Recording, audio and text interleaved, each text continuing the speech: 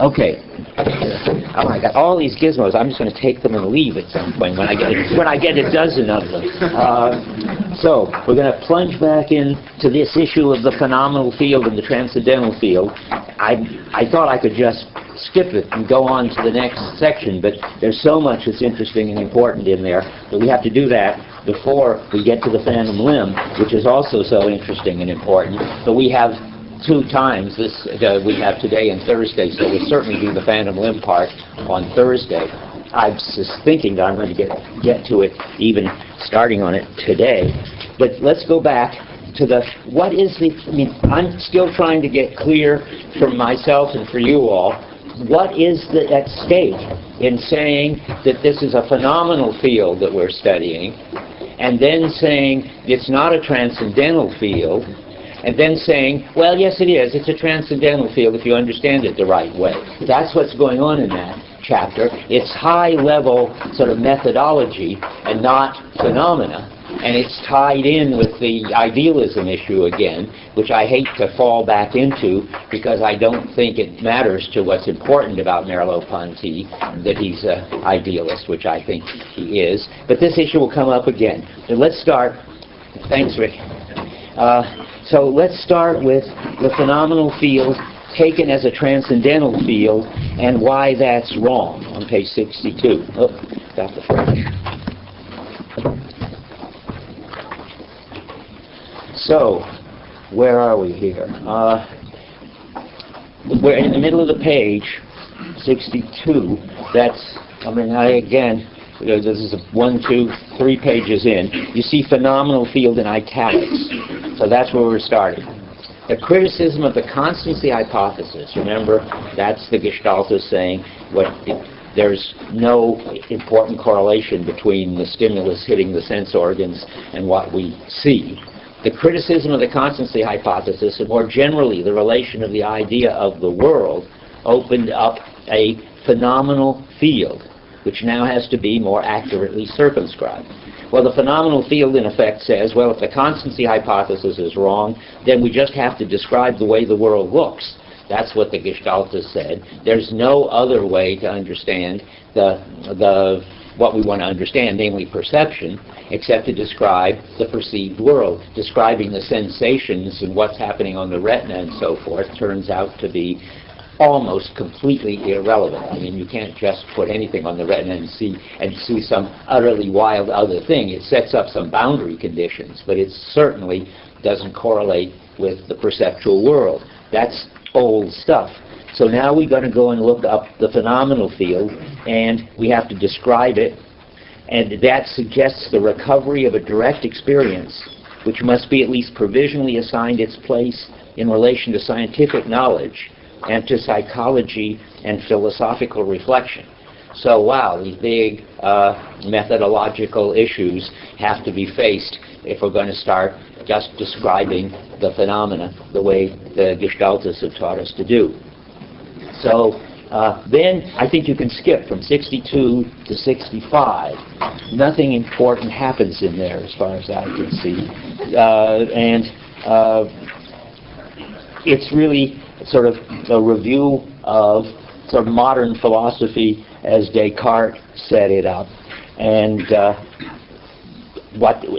fact that it's got only two at the bottom of 64. It's important, and it will come back, that they've only got two kinds of being: the in itself, which is pure determinate stuff, what Searle would call the brute given, and the for itself, consciousness, or I suppose nowadays mind and world. That's the two kinds of being they've got, and they've got to try to understand everything in terms of that.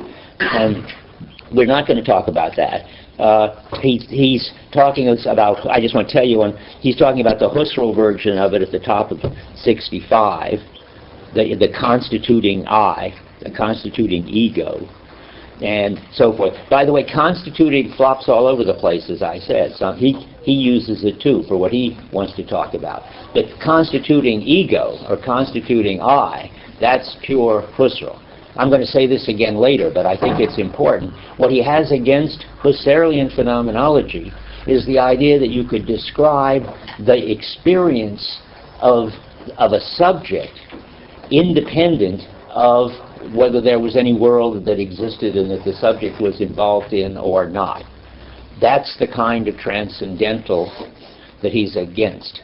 That gets you transcendental ego and transcendental phenomenology, Husserl-like.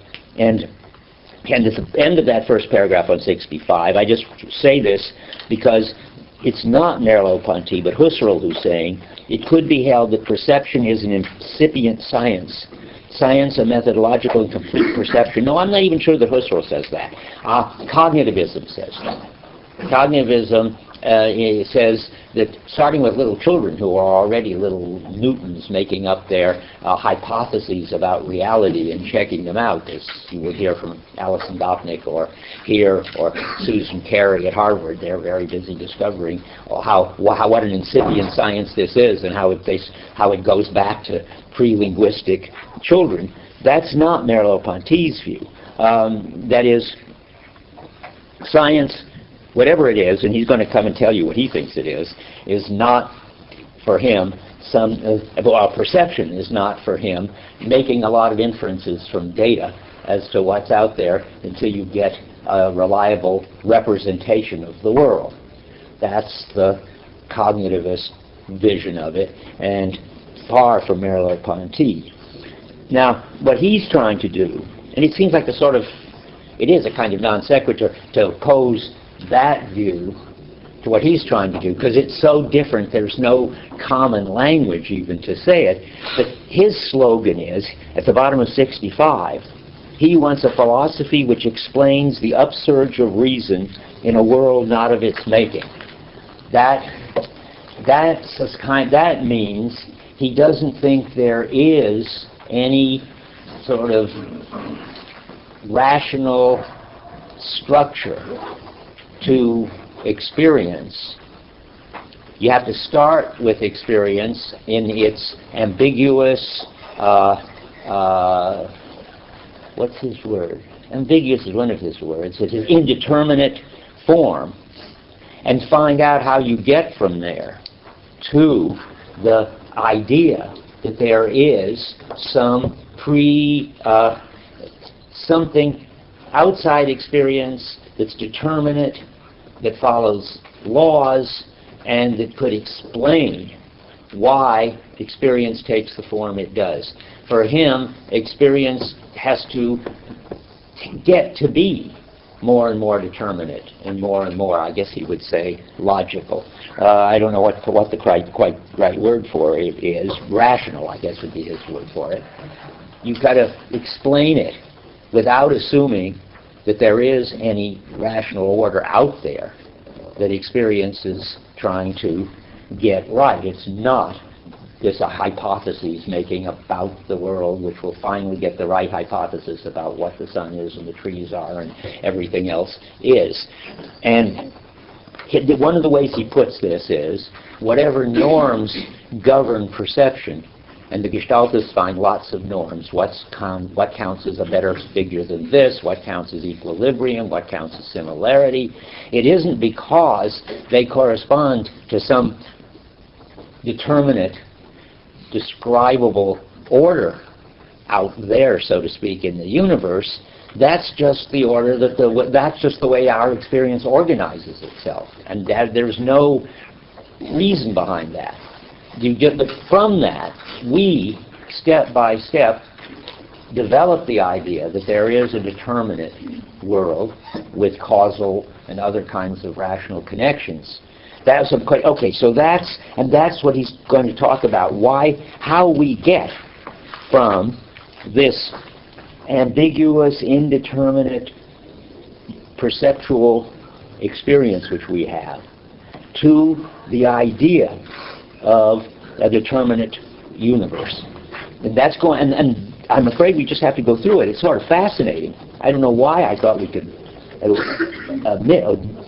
omit it, because in the course of it, he goes through what's wrong with Husserl and the other kind of phenomenology, and he explains the cryptomechanism, how it works. And we have to do that little by little.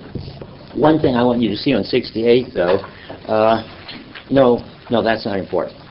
I mentioned something on 68 last time, but I don't want to mention it again. So, the wrong transcendental view starts on 69. So remember, there is a phenomenal field. We're all agreeing about that.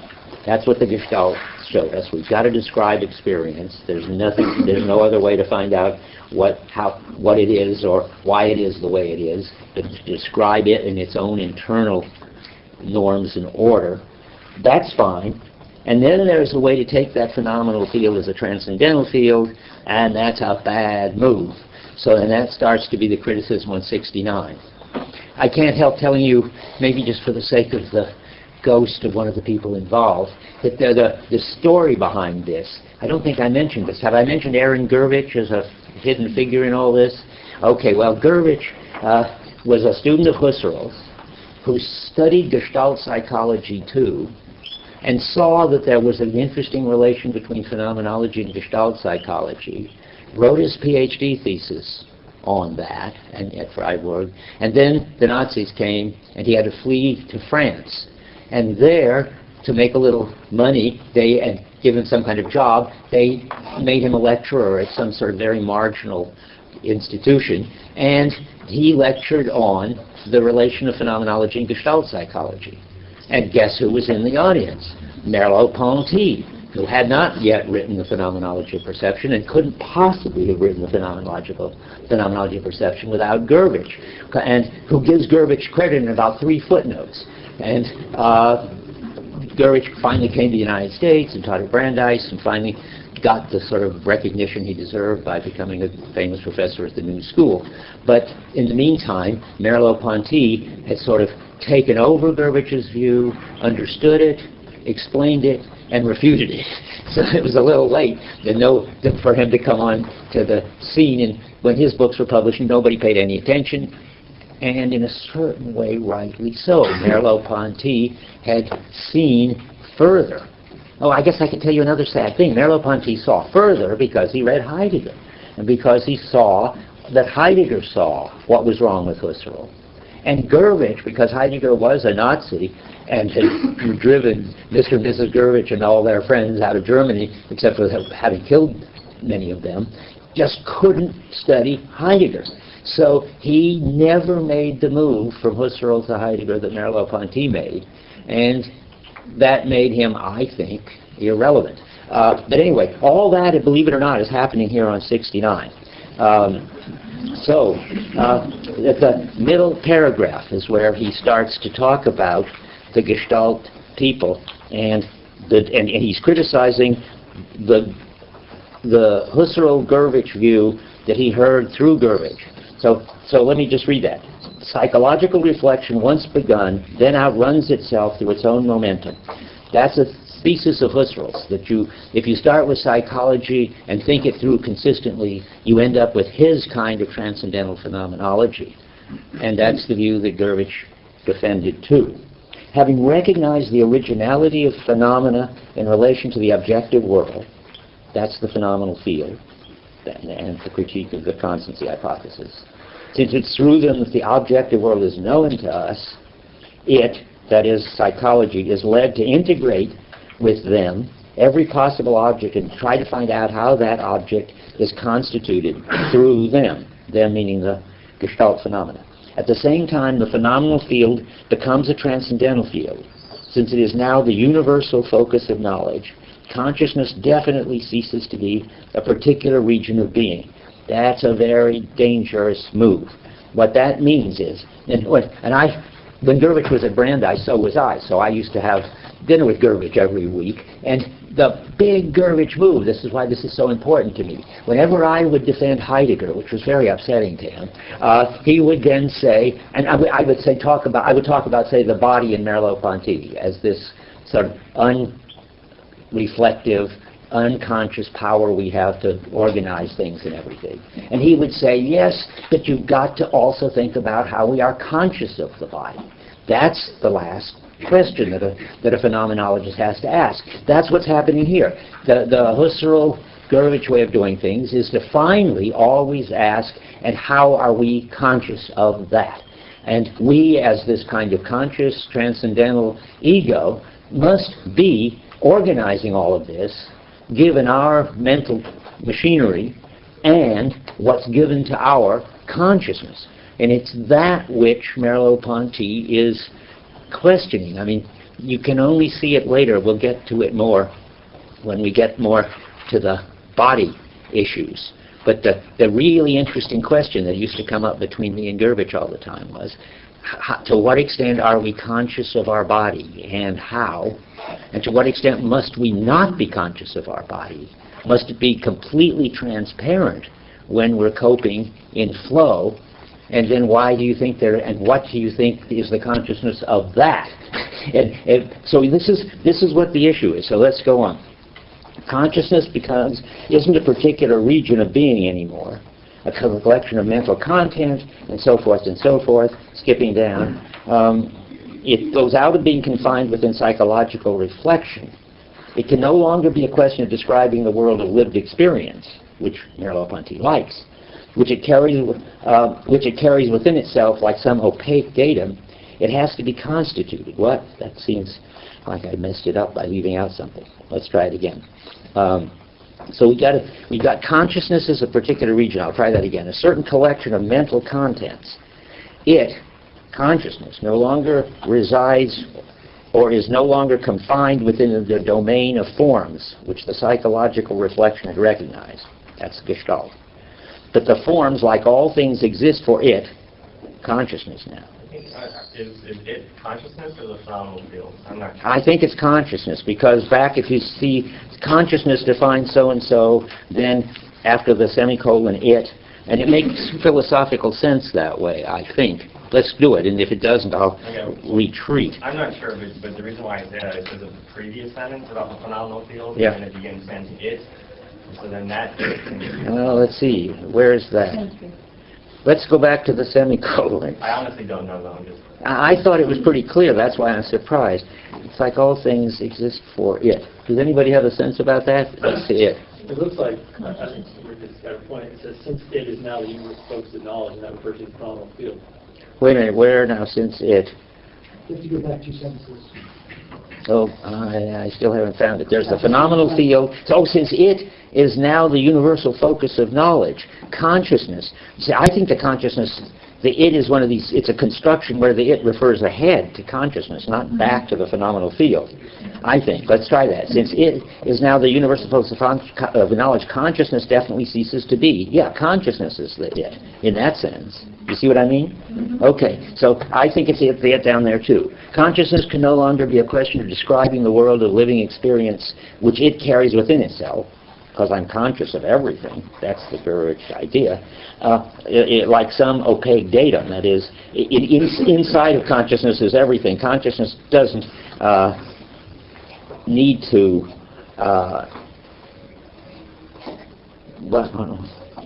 No, I don't know what that means, like an opaque datum. I thought I could explain that, but I can't. It has to be constituted. What is that now? Which it... Now, it can no longer be a question of describing the world of... That it is just a prepositional it or something. It can no longer be a question of describing the world of living experience, which it carries within itself. That it is consciousness, transcendental consciousness. Like some opaque datum, it, now what is it, has to be constituted. I think that's the transcendental field. I think that's us spelling out everything that's inside of consciousness. It can't just be an opaque datum. It's all going to, which would mean something I wasn't conscious of. Everything everything is something that I experience, and therefore everything is something that I'm either directly or marginally conscious of, and phenomenology is going to spell that all out. That's what this says. Because you'll see in just a minute he's going to turn against that view. But it sounds very plausible. So let's see now. Where were we? The process of making explicit, that's the constituting. Making explicit all of the stuff that we're conscious of, which had laid bare the lived-through world, which is prior to the objective one. Well, that could be Gestalt psychology, too. Sorry. That's probably Gestalt psychology. that they laid bare, the lived-through world prior to the objective one. Now, now that process, this is, remember how the psychology goes beyond itself, off the deep end, so to speak. That process is put into operation upon the lived-through world itself. That's the Gurvich kind of question, and how are you conscious of that as a phenomenon? Whatever you'd say, whatever, at dinner, no matter what it was, we were eating it or talking about it, was always that question. So now, upon the lived-through world itself, thus revealing, prior to the phenomenal field, the transcendental field. Voila. The transcendental field is the constitutive making explicit of all the content of transcendental consciousness, and transcendental consciousness covers everything. There's nothing that we can talk about that we aren't conscious of. That's the move in here. To say, well, we're going to talk about the way the body is invisible when we're in flow, the sort of sports view of the body, somehow that leads these people, and I know it from experience, to say, well, we'll just have to figure out how we're consciousness of that. Otherwise, how are you people going to talk about it? Which just seems wrong, and that's what we're going to find out in a minute. Okay, the system, self, other world, is in its turn taken as an object of analysis and is now a matter of awakening the thoughts that constitute other people. You see, now we're way away from, well, Heidegger, those of you who know Heidegger, and Merleau, Ponty. There's a kind of being with that you don't constitute in your own inner individual consciousness, as if your consciousness preceded being with other consciousnesses, which is what Husserl thinks. He wrote 3 big, fat volumes on inner subjectivity, trying to get from the world of inner ownness, as he would have called it, to the shared world. And those, how many know Husserl? Probably very few, but just curious. Anybody know Husserl stuff that you had in some other? How many know Sartre? I'm wondering about that. Neither. Well, isn't that interesting? Because Sartre is completely Husserlian on this. He spends a lot of trouble in being in nothingness, showing how, starting with what is obviously given, me, with my own stream of experience, transcendental consciousness, I could get to believing that there were other minds, giving meaning to the very idea of other minds. It isn't an empirical question. It's not like in Descartes, how do I know that there are other minds behind these coats, or something like that. It's how in the world I could even make sense of other minds, given everything I've got is always content of my mind. And they have interesting ideas about this. Empathy, and, oh, never mind, because they're all obviously wrong anyway, as far as I can see. Been completely convinced by Heidegger that we are being with from the start. The baby's being with before it's even born, apparently. The fetus gets in sync with the mother's voice and so forth. Now, so let's see. So how do we constitute other people? Myself as individual subject. See, myself as individual subject means sort of not transcendental ego, but Dreyfus, somebody who has properties that you see and I see, and we could disagree about what you think I am and what I think I am. That's all constituted within this transcendental consciousness, which even isn't Dreyfus yet, without me constituting you and having views of me. And you can see why you could write 3 volumes about this fact on the subject. It's a suspicious thing when you can do that. Heidegger says that you can tell a good philosopher because he writes very short books and papers, and there's something to that, I think. So Husserl is all tangled up in this. Now let's see. So where are we? The subject, thoughts of constitute other people, myself, and the world as a pole of my perception. That's what we want to do in Husserl. This new reduction would then recognize only one true subject, the thinking ego. This move from Natur naturata to Natur naturans, that means, as he explains, from the constitutive to the constituting, they're constituting this wrong thing, would complete the thematizing begun by psychology and would leave nothing implicit or tacitly accepted in my knowledge. This is, by the way, a brilliant summary of Husserl's whole story about how you get from psychology necessarily to the transcendental reduction. Would leave nothing implicit or tacitly accepted in my knowledge. It would enable me to take complete possession of my experience, thus equating thinking and thought. Such is the ordinary perception of a transcendental philosophy, and also, to all appearances at least, the program of transcendental phenomenology. Did you say perception? Did I say something wrong?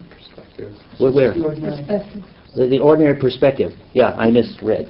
This, you can't, I mean, stop me when I just don't see what's on the page. Okay, so now another aside. This intellectual background is something that's so interesting and important. Merleau Ponty, in the preface, which I didn't have you read because I think it's just all wrong, goes out of his way to claim that there is what he calls the existential phenomenology of the last period of Husserl's life, in which he gave up transcendental phenomenology because he understood, after carefully looking at the phenomena, and maybe reading, he did read Being and Time twice, that his approach was, his transcendental subjectivity story was just wrong. And I didn't ask you to read it because I think that's just wrong about Husserl. He stayed a transcendental phenomenologist believing in transcendental subjectivity to the end. And now what do you get? A footnote, which is, he says that Husserl stayed transcendental phenomenology. And then he says, it is set forth in those terms in most of Husserl's work, even in those published during his last period. Looks like the book is refuting the preface. They're having an argument with each other. Well, they are. And this is a clever footnote. This is to say, I realize that everything Husserl published was transcendental phenomenology, but I, that is Merleau-Ponty, have read the unpublished manuscripts in Louvain, which he had, before anybody else. And if you'd read them, you'd see that he'd really given up transcendental phenomenology. So you have to understand even those published during his last period, underlined. So this is, and it turns out, as far as I understand it, I've never seen, in reading the unpublished manuscripts as I did once upon a time, anything that holds up to this claim that Husserl ever gave up transcendental phenomenology, published or unpublished. And in the latest, well, and now it's about 5 years old, publication of Husserl stuff, they're still publishing Husserl papers. He wrote, I forget, was it 5,000 or 50,000? I think it's like 50,000 shorthand pages in his lifetime of just constantly writing about the phenomena. Anyway, they published his own sort of obituary. That is what he wrote just before he died, just for some, I don't know what magazine or encyclopedia that wanted to know what he was famous for. And he claimed he was famous for discovering the transcendental reduction and transcendental subjectivity. That was his sort of claim to being a great philosopher. So it's unlikely that in the unpublished manuscripts he'd given it up. That's just an aside, yeah. Can you please explain what transcendental means in this context? Okay. What is transcendental psychology? What is transcendental phenomenology? What is the transcendental field? Okay. What is the transcendental... Good. Transcendental always goes back to Kant. Transcendental always means the condition of the possibility of experience, or really, I think in Kant anyway, the condition of the possibility of objective experience. I think that won't be, you have to leave out the objective because Husserl's interested in inner experience too, and so forth. But that's what his transcendental means. But now there are two different people trying to claim transcendental. When Husserl says transcendental, he means not only do I look for the conditions of possibility of objective experience, but I look for them in the conscious experiences of ego. And it's a transcendental ego because its experiences have in them the resources that make it possible for there to be experience of objects. And what Merleau-Ponty is going to do by the end of this little section is take over transcendental, because he's going to say, well, for me too, transcendental means the condition of the possibility of the experience of objects, but I'm not a transcendental Husserlian because I don't believe in the transcendental subject. I don't believe that I am a completely lucid lucidable, I don't know what the right word is, sort of explicable subject in whose experience all the possibilities of objective experience are contained. Not every fact, like how many blossoms are on those orange trees, but that all the general characteristics of all the kinds of objects that there are, you can find out are by introspecting, or that's, I don't like that word, by reflecting on the structure of transcendental consciousness and its content. Now, so when Merleau-Ponty says transcendental, he's going to say, yeah, I'm interested in the conditions of the possibility of all objectivity, including the universe. That's why he turns out to be an idealist, because all of that comes back to the field of experience. And it's a transcendental field of experience because it makes possible all experience of objects, galaxies and electrons and everything, which in a certain sense is right. It makes possible all experience of objects. But it, and now I don't know how to put this exactly, but I'm going to read this stuff in a minute, but it's never going to be clear about itself, and it couldn't possibly know itself except through the objects that it is engaged with. What's the it? Well, that's a good question. The transcendental philosopher, like Merleau-Ponty, can describe the perceptual world, and in that world will be an ego with experiences, but the idea that there is an ego with experiences which is the source of it all and completely clear to itself, that you can perform the reduction to talk like Husserl, leave out the world, study the conscious experiences of a thing separate from the world, the transcendental ego. You can't do that in Merleau-Ponty. The phenomenal field, which is me in the world and all you in the world together, is the condition of the possibility of all objective experiences. Does that help any? I mean, that's really what's at issue here. So could you just articulate the precise relation between the phenomenal field and the transcendental field? Yes. And then my own question, which I think, I don't know. Well, let me try that. The phenomenal field is what everybody agrees on. That's what the Gestaltists got to. That's just the field of perceptual experience. That's the perceptual world, I think it's safe to say. Now, that comes out of transcendental field in two different ways. One of them is that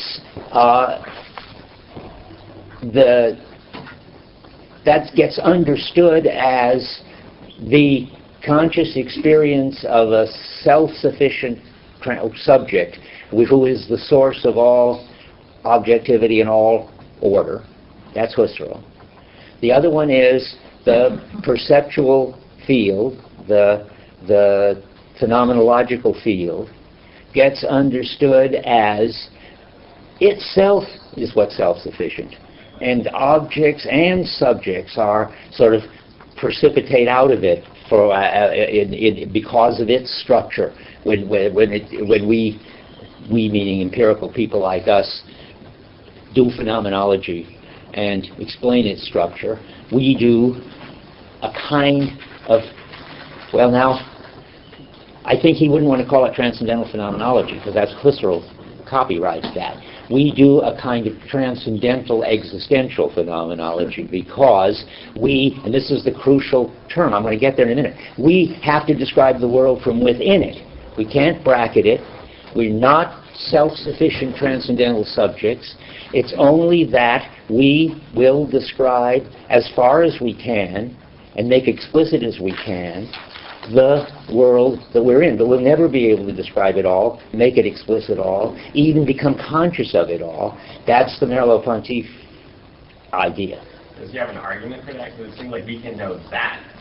Well, let's okay, good. Okay. Yeah. His argument is, and now we're going on page 70, we turn into straight Heidegger.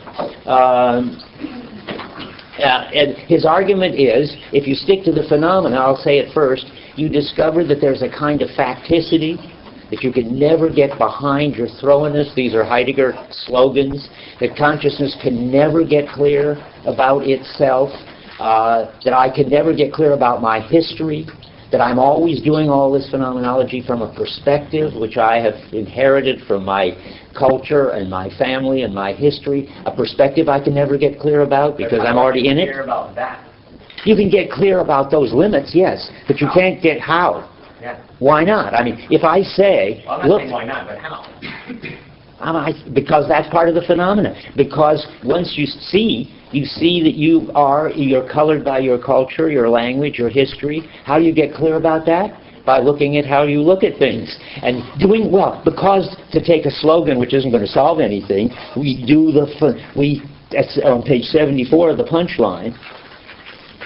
By doing the phenomena of the phenomena, we transform the phenomenal field into a transcendental one. That the last line is, when we describe our experience, that's just the end of the section, the end of the phenomenal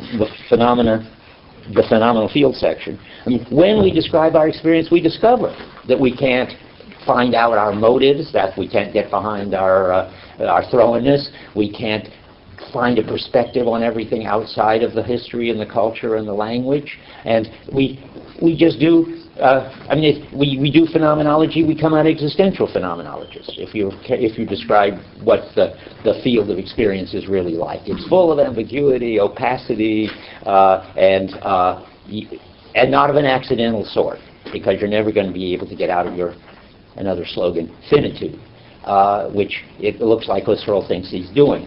Looks like Husserl thinks he's describing this from nowhere. He describes the history of the West, but he describes the history of the West from his own transcendental point of view. It doesn't occur to him that that's part of the history of the West, and a very bad part, a Cartesian part. Okay, look, this is what's happening on 70. How many have had Heidegger now? Lots of you, I hope. Okay, because it's all of a sudden, you will get a switch to Heidegger. Now, where we are, note 12, where he sort of begs off whether Husserl ever gave up this kind of extreme transcendental phenomenology, he switches to his view, which is pure Heidegger view. Now the phenomenal field, as we have revealed it in this chapter, now we're on Merleau-Ponty, places a fundamental difficulty in the way of any attempt to make experience directly and totally explicit. That's what he thinks Husserl is up to. And one of the reasons is that I'm not sure why this is a reason, but he says it's one of the ways to see it is that the Gestaltists recognized that there was no way to make explicit why some Gestalts are better than others. I'll read it because I think it's an important thing to him, but I don't really understand it as the interesting argument. This isn't Heidegger. That's why it's not quite right, I think. It gets to be Heidegger on page 71, and then it gets to be really got its feet on the ground. But he says, but although the Gestalt may be expressible in terms of some internal law, this law must not be considered as a model in which the phenomena of structure are built.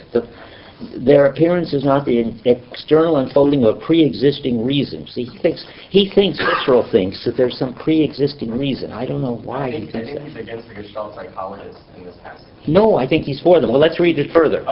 That's I think that he thinks they got it right. It's not because the form produces a certain state of equilibrium, solving a problem of maximum coherence. You're right. He agrees with the Gestaltists as Gestaltists, but he's disagreeing with their metaphysics. Yes, that's the way to put it. Let's put it very clearly. The Gestaltists, when they describe it, don't try to find in experience why this is considered a good form, and this is considered equilibrium, and that isn't. They're just describing it. That's good. Then they've got a metaphysics, which is a funny kind of metaphysics, which he thinks is just quite wrong, which is to say, but of course the reason why, let's say this figure looks balanced and this figure doesn't look balanced is because the brain representation of these two figures, one of them is solving a problem of least energy better than the other. Their model is sort of a soap bubble. A soap bubble manages to get round by getting to the least energy. If you get all your particles distributed, if you're a soap bubble, so that there's the least energy required, you turn out to be round. And their model is that there is some kind of, a Merleau-Ponty sort of dismisses an economy of energy which explains the Gestalt norms. And he thinks there is no economy of energy to explain it. You can't just turn to the brain and to principles of least energy to explain it. That's what he's talking about here. And so he's saying it's not because the form produces a certain state of equilibrium, solves a problem of maximum coherence, in the Kantian sense makes a world possible, and so forth and so forth. I don't think he's going to talk about the economic thing here of the energy story. It is the very appearance of the world and not the condition of its possibility, the birth of a norm and not realized according to a norm. That's pointing toward the energy story. It is the identity of the external and the internal and not the projection of the internal in the external. I don't know why he puts it that way. Anyway, we can talk more about that. Does that surprise you? I mean... No. Well, I mean, I feel that last part, he's just saying that the Gestalt psychologists are making this mistake that there's a phenomenal world and the objective one, and that kind of the phenomenal one is kind of built up. Yes, and grounded in the principles of Gestalt psychology have to be found in the physical world, in the least energy story, and they're looking for it in the brain. And he thinks, and most people think that because they failed to find it, they were discredited. Now, Merleau-Ponty thinks because they were looking for it, they should have been discredited. Yes. I mean, it was the wrong question to be asking, he thinks. Okay. Now comes Heidegger, starting at the bottom of 70. If a universal constituting consciousness were possible, that's Husserl, the opacity of the fact would disappear. If then we want reflection to maintain in the object on which it bears its descriptive characteristics. This is sort of talking to Rick. And then if he's going to say now we've got sort of description on our side, its descriptive characteristics, and thoroughly to understand that object, we must not consider it a mere return to a universal reason and see it as anticipated in unreflective experience.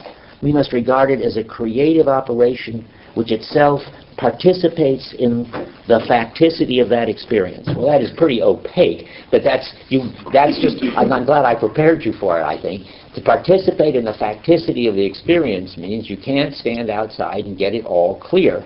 You're in it, and you will not get it clear, and then you can make a whole list of ways you can't get it clear. Let me just say one more thing before you say anything, because I want to finish this sentence, or the next sentence.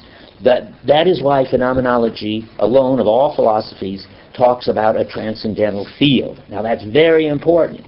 That's how to distinguish him from Husserl. Husserl talks about a transcendental ego, which is this metaphysical consciousness in which everything is implicitly is clarifiable, even though it's not all clear, because it's what does Husserl say, an infinite task to do the job. But it's nothing short, there's nothing there but that couldn't be made clear and explicit. And the transcendental field talk, according to Merleau-Ponty, means that you understand that it's the perceptual field that's going to be the condition of the possibility of experiencing objects in general, Kant, but it's not going to be something that is a self-contained sort of res cogitans for itself entity. The transcendental field is this. It's the perceptual world. That's the condition of possibility of objects in general. And that's the big distinction, which I think I sort of made clear, I hope. Go ahead. The opaque datum from 67 comes back again on 71. Yes. So I'm kind of, is the opaque datum just a poetic version of the dead impression he talks about at the beginning of the chapter, in contrast to the living impression used by the Romantics? Did you hear of it? I don't know. Where does it come back? Well, right on 71 when he talks about the opacity of the fact that disappears, the opacity of the fact sounds a lot like the opaque. No, I don't think so. That's why I got puzzled. I don't know, the opaque datum is something that the phenomenologists have to deal with and do. Where's the first mention of where I said I don't know what it means? Now we have to find it. I think it's bottom 67. You got it?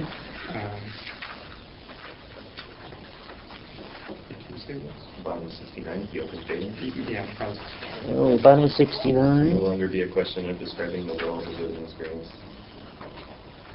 Is no longer, I see. It can no longer be a question of describing the world of living experience, which it carries within itself, like some opaque datum. No, I don't know what it means still, but that's meant to be a criticism of the transcendental ego of Husserl, that he's got in it all this unexplicated experience, which you could make explicit. That's why I don't know why. I mean, why would he call that an opaque datum? It has to be constituted. That means made explicit. The process of making explicit. Opaque, I wonder what it is in French. I don't have time to look right now. I mean, it probably says opaque. But opaque there clearly means implicit, not yet fully clarified from the point of view of the Husserl people. Because everything could be made explicit and clarified if you had a lot of people working on it. Husserl thought he was starting a big research program. And if you had infinite time, because he thought it was going to take a huge amount to clarify everything. So it's an opaque datum, meaning something that needs to be clarified and can be clarified. Yeah? I understood something differently. When he talks about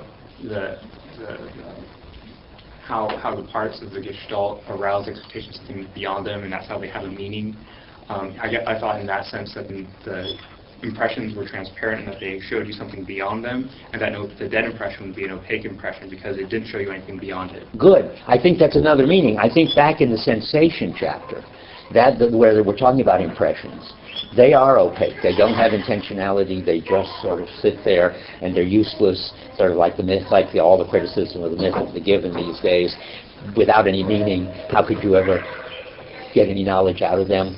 That's one opaque. I think this is entirely different opaque because it's in the context of, just as we saw, sort of it goes right on to say that this opaque stuff is what should be made explicit. And now, you tell me there's an opaque maybe on 71 that will cast any light on this? Because there'll be a third meaning of opaque. Boy, talk about meanings of, constitution and so forth. As I understand it, the sensations are opaque. They don't have any meaning. The content of transcendental consciousness in Husserl is opaque because it hasn't yet been clarified. It's opaque relative to how you would spell it out if you could describe everything inside of our experience as experienced without having to talk about the things, but just the experience of the thing. Now, what's the third opaque? That's Heidegger facticity. You can't get behind your thoroughness. You don't know what your motives really are. You don't know what your history is making you see that you think is just out there and is really part of your perspective and blah, blah, blah. That's opaque in the neat sense, the strong sense, that you can't clarify it. It's funny. I'm glad you brought it up. I think it's really kind of amusing. Opaque to Husserl means not yet clarified. And opaque to Heidegger means not clarifiable. And neither one of them are talking about sensations. That's my guess. So, back to where we were. We're almost done with this, but it's so condensed. I got to see where I am. I left behind my notes long ago. Okay. I think after the transcendental field in italics. Oh, good. Where are the transcendental field in italics? I don't see it anymore. It's gone. About 10 lines down. Oh, yeah, got it, on 71. Okay, I'm catching up with where I am. We just turn to Heidegger. Yeah, that's what it says in my notes. Okay. The world indicates that reflection never holds. Now, this is Heidegger versus Husserl on what you find out when you try to do your rigorous description of the phenomena. And Heidegger's going to say Husserl's bringing in all kinds of Cartesian baggage and assumption that keeps him from seeing what's really there. The world indicates that reflection, this word, the field, indicates that reflection never holds arrayed and objectified before its gaze the whole world of the plurality of monads. Husserl took over from Heidegger the idea that each of us was a monad, a self-contained transcendental, Leibniz didn't say transcendental, a self-contained consciousness, a self-contained stream of experience, and that its view is never other than partial and of limited power. That's Heidegger. You can't have the world laid out in front of you, even as a limit of your hard work, even as an infinite task. It just isn't the way it's structured. It is also why phenomenology is phenomenology. That is also why phenomenology is phenomenology. That is a study of the advent of being to consciousness instead of presuming its possibility as given in advance. Well, that's, what that is. That's the same mysterious remark as he's going to study, where was that? At the bottom of 65, the upsurge of reason in a world not of its making. I never fully understand that way of talking, but it's certainly got to do with the idea that order in our experience isn't something that you can presuppose is already there in an objective world, but the question is how our experience organizes itself so as to be rational and ordered. That's a subject. That's something he thinks is perfectly fine to discuss. That's what he's going to go on to discuss in the next few pages. But you can't say our experience we discover that our experience is ordered because one, there's already order in our transcendental ego, or that it's ordered because there's already a completely ordered universe out there. There's nothing to get behind. But there's just the world of experience, and the world of experience does come into more and more order. Each of us gets a more maximal grip on things, and I guess the whole culture probably gets a more maximal grip on things. It's not as if we're ever going to converge on the whole grip on things. That's an inevitable illusion. I'm getting ahead of the story again. That's the crypto mechanism. To think because you can get more and more order, you can finally get total order, which shows that the total order was there all along. That's a series of mismoves. I think I wrote 5. I'm going to get there today for sure. How many mismoves you have to make to get the crypto mechanism mistake, and then one more mismove you get if you go on to idealism. All that happening in these pages. Okay, so there comes a lot more Heidegger. And then, starting in the middle of the page, reflection can never make me stop seeing the sun 200 yards away on a misty day. I don't know if Husserl said it would. I don't think so, but he's getting carried away with the non-determinate, non-rational order of the phenomenal world. It's got illusions in it that you can't get rid of. Maybe he thinks Husserl is a kind of intellectualist who thinks that if you could really get clear enough about the moon and perception, the moon illusion would go away. He probably thinks that Husserl thinks that, but I don't know. I doubt if he does. But I think he thinks that Husserl doesn't appreciate the way the perceptual world has illusions and hallucinations just in it, and you're not going to get rid of them. Like you're not going to get rid of. You can't see the sun you can't see the sunset as an Earthrise.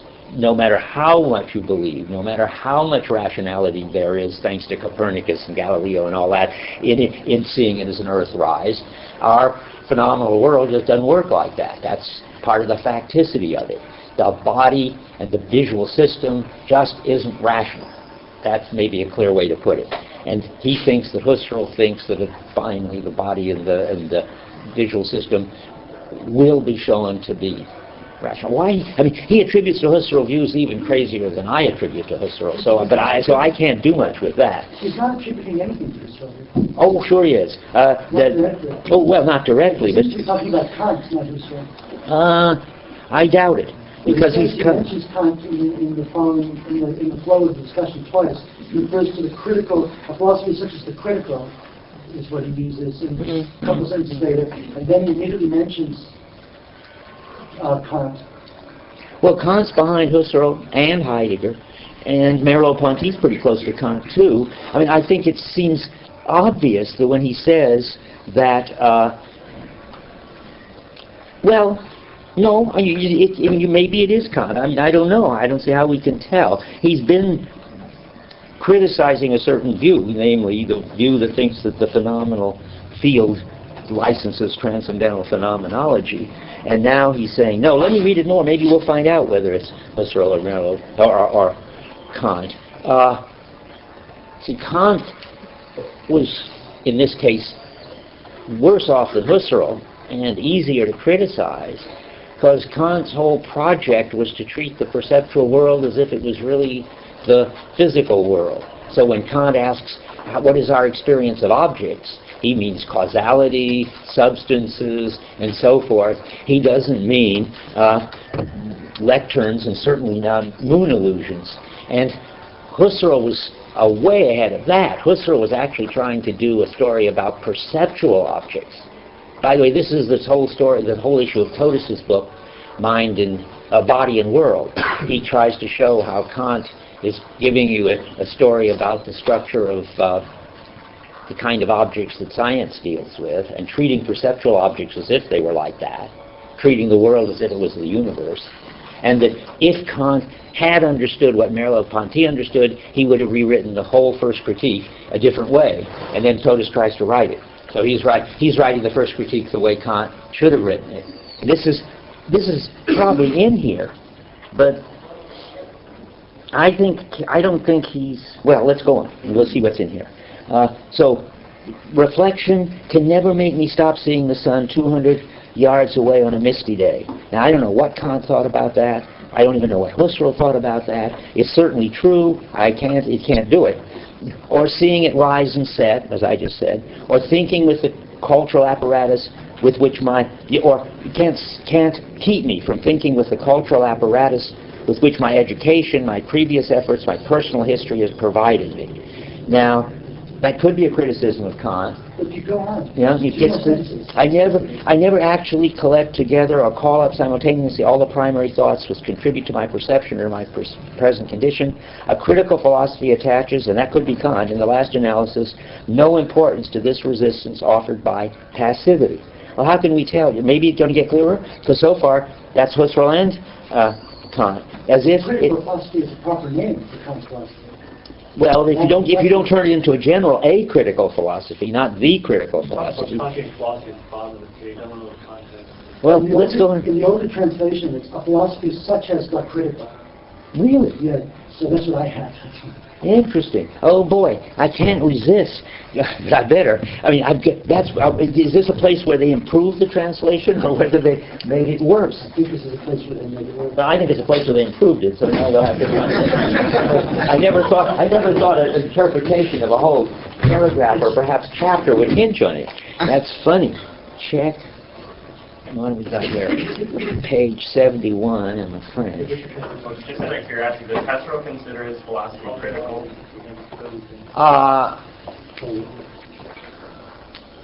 I don't know. See, I'm not ready to believe that this could possibly have switched to a discussion of Kant, because all he's got on his mind. Of course, Kant is in the background, but I think a critical philosophy is exactly what he should say. That's a philosophy that tries to find the rational basis of all objective experience. And Husserl does, and Kant does. But if you think, we'll have to look. We're going to look at this in the French. Does Husserl use the word passivity? I mean, that's obviously... Does Husserl use Kant? Does Husserl use... Oh, yes, it's a big deal for Husserl. Passivity, passive synthesis, a whole book that thick on passive synthesis. But that's his response to Kant. Kant thought that synthesis was done by the concepts in imagination.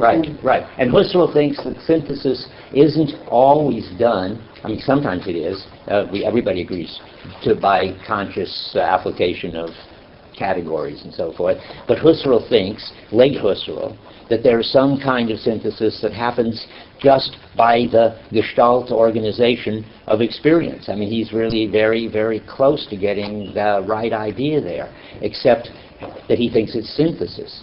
And Merleau-Ponty is going to criticize that later on, because synthesis presupposes that there's some kind of elements there that need to be put together. Whereas if you really believe in passive whatever, you just say experience organizes itself this way. Nobody synthesizes it. Synthesis is a Kantian term. Passive synthesis is going to be Kantian, even if Kant never said it, because as soon as you say synthesis, you're in Husserl and not in Heidegger. Now, you never, in all of being and time, I bet the word synthesis doesn't appear, unless it maybe is an insult at some point. But it's all over the place in Husserl. I mean, that's because that transcendental ego does all this, even if it does it passively, whatever that means. Okay, let's go on. It's fascinating. A critical philosophy attaches, in the last analysis, no importance to the resistance offered by passivity. Okay, now, certainly Kant doesn't. In a certain way, Husserl does, because he thinks that he's got to explain it as passive synthesis. So let's go on. As if it were necessary to become the transcendental subject in order to have the right to affirm it. I think you missed a not there, Bert. Good. Tell me where. Not necessary. Yeah, let me try that again. A critical philosophy attaches, in the last analysis, no importance to this resistance offered by passivity, like the moon illusion. As if it were not necessary to become the transcendental subject in order to have the right to affirm it. What does that mean? as if it were not necessary. Is that the same in the other translation? As if it were not necessary to become a transcendental subject in order to have the right to affirm. Well, I think Husserl, I don't know about Kant, but Husserl thinks that you don't have to worry about passivity because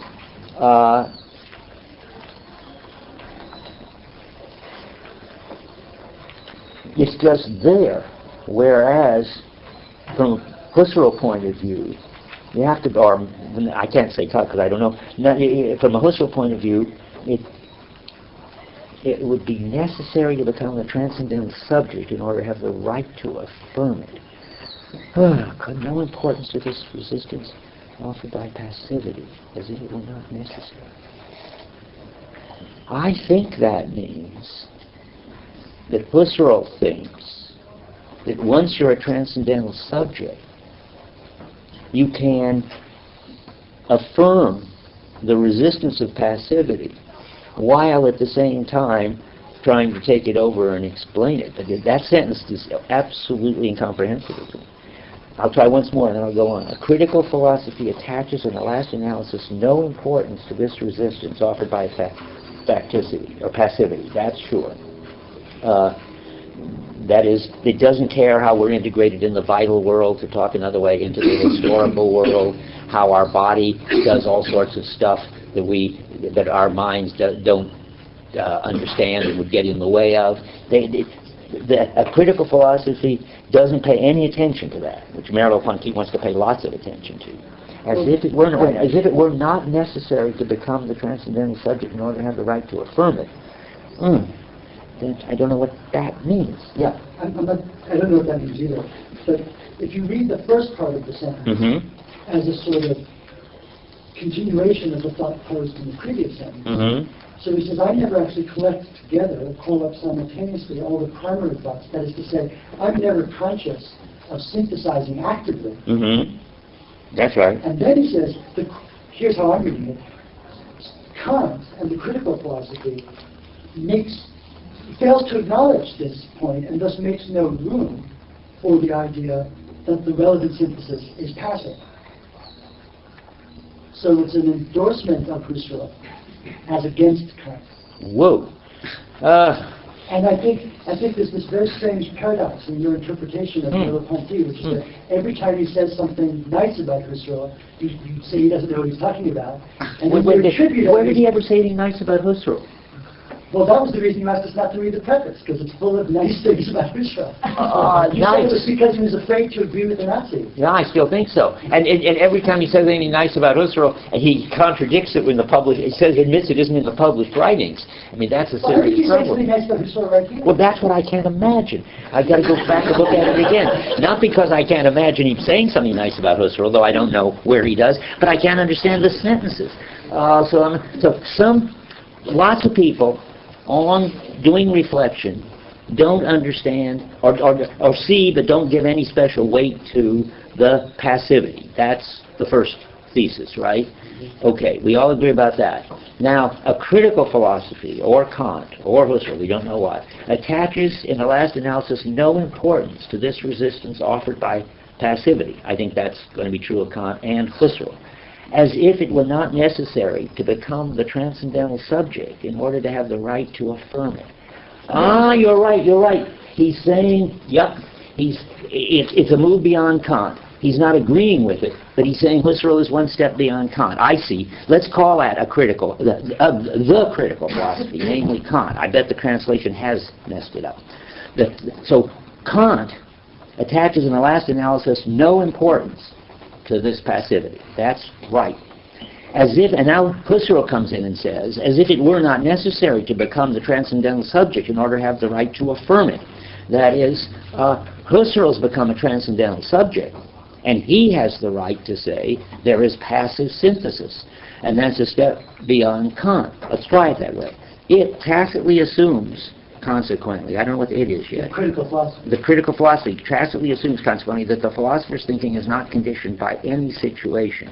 Only Kant, not Husserl. I think itself. Because Husserl has a reduction, right? What? Because Husserl has these reductions which are supposed to... Yeah, I can't understand that. It seems to me he's just been saying all over the place that transcendental phenomenology makes the claim that it's not conditioned, that it's not that everything is constituting, and we are constituting our ego. This is the top of 70. This is Husserl, and everything else is constituted. Now I think he must be saying, well, at least Husserl thinks. I think he thinks that Husserl thinks that you've got to be a transcendental subject. Yes. Who sees that everything ought to be made explicit and actively organized by the transcendental ego, to see that there's a problem of passivity and affirm it. So, wow, late Husserl sees passive synthesis. That is interesting. And you couldn't, according to Husserl, I think this says, see passive synthesis if you didn't think that there was all of it was would have been better if it was all active synthesis, which Kant maybe thought. Whereas Merleau-Ponty thinks that you don't need to be a transcendental ego to affirm passive synthesis. It's all over the place. All you have to do is be open-minded. You see the moon big on the horizon. You see the sunrise and set. You know there's no big deal in affirming passive synthesis. That's the structure of. The passivity is the structure of perceptual experience. It organizes itself according to its own rules. Doesn't care what we believe. Doesn't care about what would be rational. It just does it. And now, to think that there's a problem of passivity and write a whole book about it, you have to be a transcendental ego who thinks that in the end it must all be explicable. And then you introduce the idea of passive synthesis. That's something Merleau-Ponty will never say. And you worry about it. How about that? Does that help? Then I can understand the sentence. Anyway. Yes, I'm not sure. If you go a few sentences further along, Okay. He's talking about, well, he writes, this is why, maybe we need to read the intervening stuff, but he says, eventually he says, this is why the problem of the knowledge of other people is never posed in Kantian philosophy.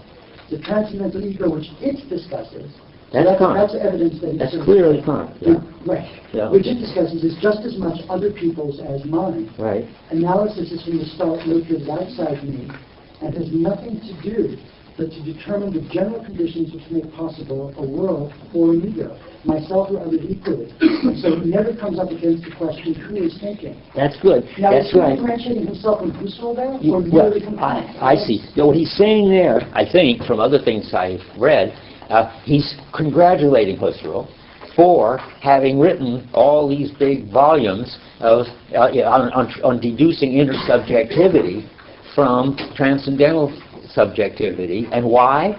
Because at least Husserl recognizes that there are a lot of transcendental egos. I mean, he says that. And Husserl says it, and Merleau-Ponty says, and boy, that's a step in the right direction. Kant, you can't tell when you read Kant who this transcendental ego is. It seems to be just something everybody participates in. I don't know when you read Kant how Dan Warren or Anna Ginsberg or whoever taught it deals with this. But in Husserl, it's very clear that there's a plurality of transcendental egos, and each one of them is synthesizing the world. That's why he likes Leibniz's monadology over Kant on this point. But I guess we all agree, but in his Heideggerian vein, Merleau-Ponty's going to say, of course, we don't have the problem of trying to show, deduce other egos.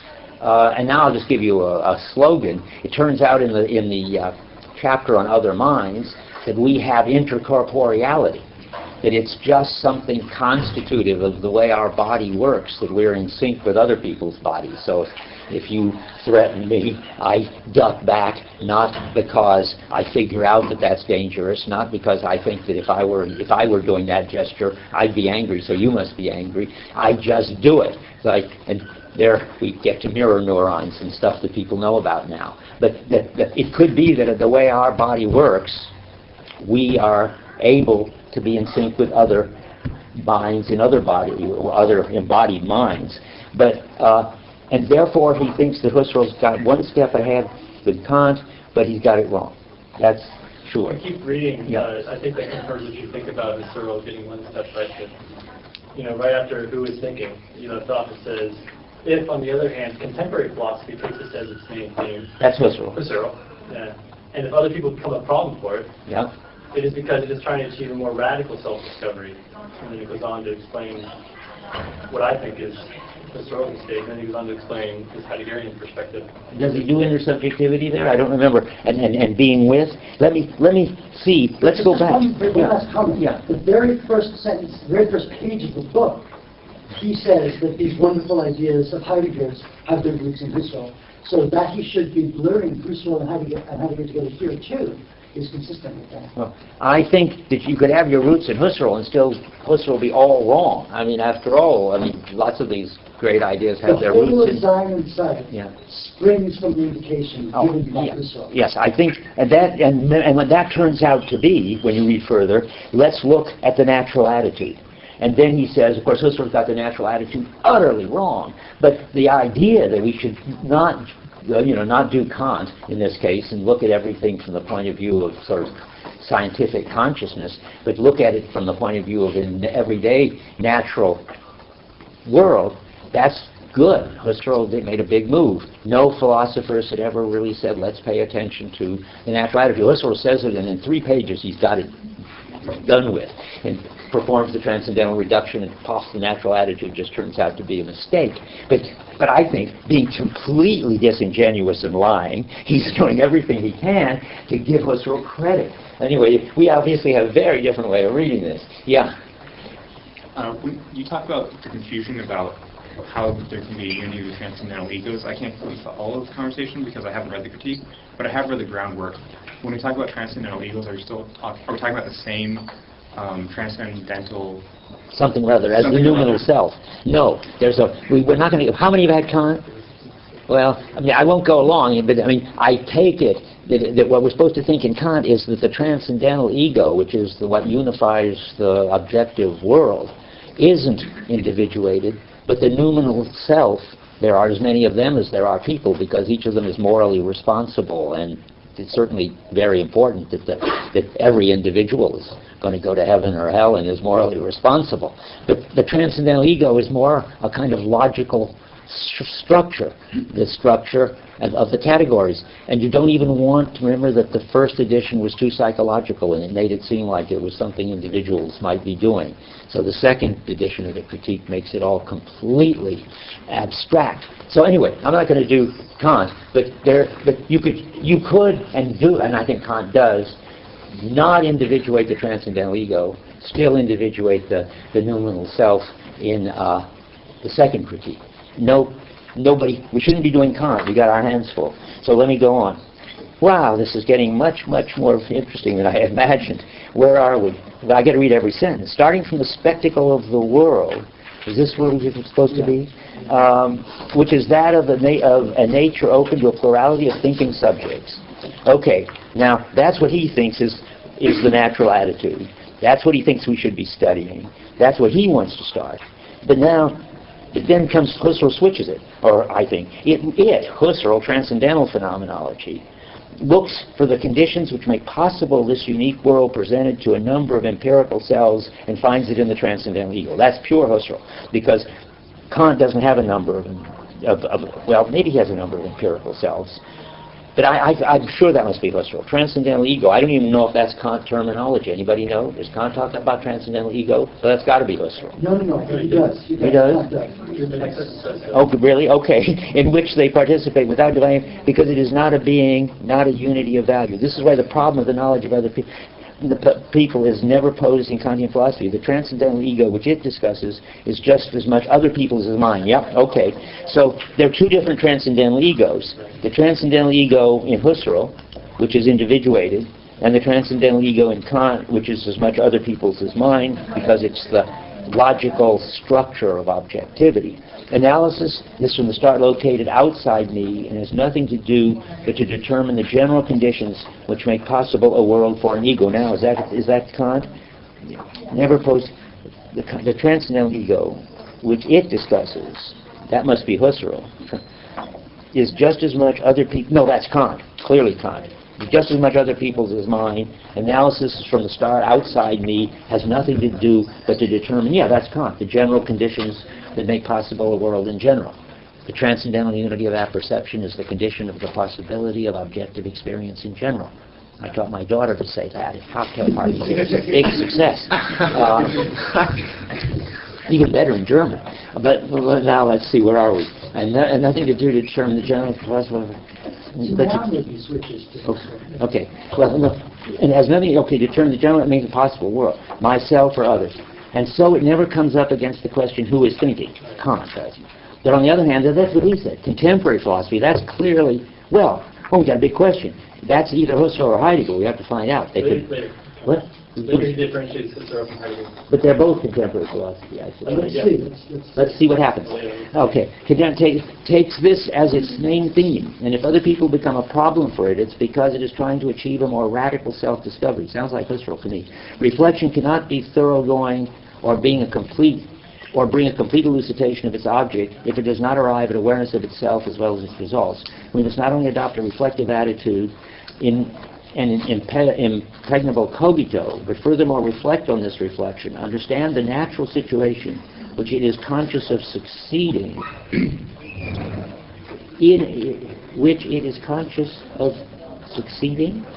What is that? Is that in the... Boy, you read this carefully, you wonder how anybody can understand a word of it. That's not English. I don't know what that is. Are they waiting out there? Not quite yet. Okay, let's see. And which is therefore part of its definition. What? Is it? Yeah, is it? And which is therefore part of it, not merely practice possible, but realize the transformation which it brings within only on this condition philosophers become absolute knowledge. Is that Heidegger? It cease to be especially, so there will be no assertion of absolute unity, all the less doubtful for not having come into being. The core of philosophy is no longer an autonomous transcendental subjectivity. Wow, that's Husserl, and that's not Heidegger. And you think he's already gotten rid of Husserl in the previous sentences. Big problem. I'm not sure, but I see that he's trying to differentiate. Let's go this far. He's differentiating Heidegger and Husserl in contemporary philosophy. One of them has autonomous transcendental subjectivity. Guess who that is? You better know by now. That's Husserl. And so the core of philosophy is no longer an autonomous transcendental subjectivity. That means that he's already talking about Heidegger versus Husserl, and he's on Heidegger's side. To be found everywhere and nowhere, it lies in the perpetual beginning of reflection, at the point where an individual life begins to reflect on itself. Reflection is truly reflection, now we're surely in Heidegger, only if it is not carried outside itself, only if it knows itself as reflection on an unreflected experience and changes the structure of that experience. I think that's Heidegger. Now let's go on. Okay. 1 minute. But I'm skipping a sentence. But at the opposite extreme of philosophy, in the notion of a universal constituting consciousness, we encounter an exactly corresponding mistake. I don't know who that is. Bergson's mistake. I guess Bergson, I don't know what that is. So let's not worry about Bergson. I want to see if I can reach the end of this. Okay, let's see. At the bottom of the page, neither can become wholly conscious or make ourselves into a transcendental consciousness. Well, Husserl thinks we can, and of course Heidegger says we can't become wholly conscious and make ourselves into transcendental consciousness. And then we get to the phenomena of the phenomena, which I think I talked about. And the moral is supposed to be that when you do the phenomena of the phenomena, this is my last sentence, you get to a kind of existentialist phenomenology. The world is the phenomenal world that we must describe it from within, not as a transcendental ego. And therefore we keep your eyes open for this, the conditions of existence, not the conditions of possibility. And that's supposed to be the difference between Merleau, Ponty, and Husserl. And then we finished less than I thought. To go and do the reading, because I want to get to the Phantom Limb next time for sure.